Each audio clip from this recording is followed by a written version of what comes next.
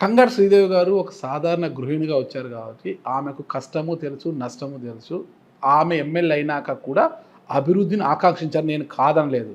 కానీ ఆమె ఎమ్మెల్యే అయిన తర్వాత ఆమె ఎమ్మెల్యే పవర్ని అడ్డు పెట్టుకొని బావ ప్రదీప్ రెడ్డి, ఆయన విఆర్ఓగా ఉన్నారు, అప్పటికి 9 గ్రామాలకు చేశారు ఆయన విఆర్ఓగా.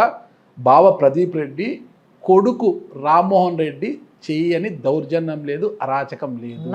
ఎక్కడ భూమి కనిపించినా అక్కడ భూమిపై వాలేవారు.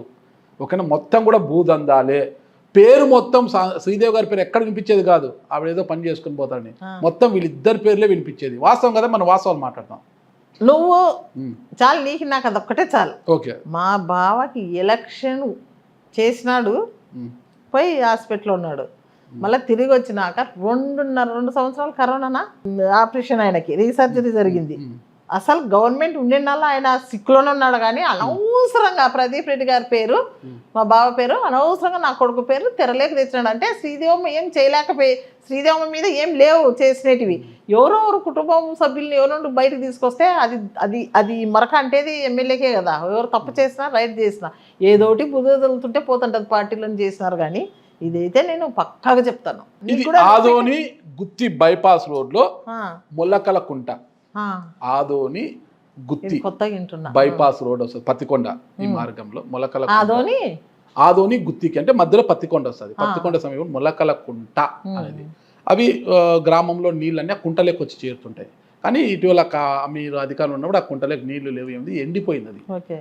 ఆ కుంటను మీ కుమారుడు కబ్జా చేయడానికి ప్రయత్నిస్తే ఆ రోజు టీడీపీ వారు ఎదుర్కొని కొంత గోల చేయడంతో మీరు మీ కుమారుని వారించి అక్కడి నుంచి పంపించేశారు అనేది బలమైన విమర్శ ఆ రోజుల్లో, కాదంటారా? అక్కడ కుంట లేదు, ఏమీ లేదు. నా కొడుకు చేస్తున్నాడనే కాదు, లేదు.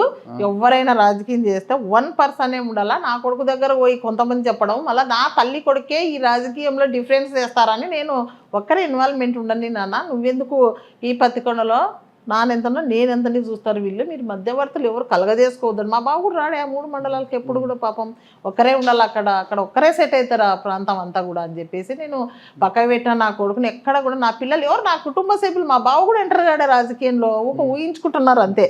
అంటే మాది బిగ్ ఫ్యామిలీ, కమాండ్ ఫ్యామిలీ కాబట్టి కొడుకును నిందేస్తే బావను నిందేస్తే శ్రీదేవమ్మనే పడుతుంటది అని చెప్పేసి అంటున్నారు. ఎవరికి అవసరమైన శ్రీదేవమ్మ ఏం లేదు, మాట్లాడితే కొడుకుతో మాట్లాడంటే వాళ్ళ బావ ప్రదీప్ రెడ్డితో మాట్లాడు, వాళ్ళే అంతా నువ్వు ఏవేవో అడుగుతున్నావు నన్ను. తప్పు అడుగుతున్నా. రాంగ్.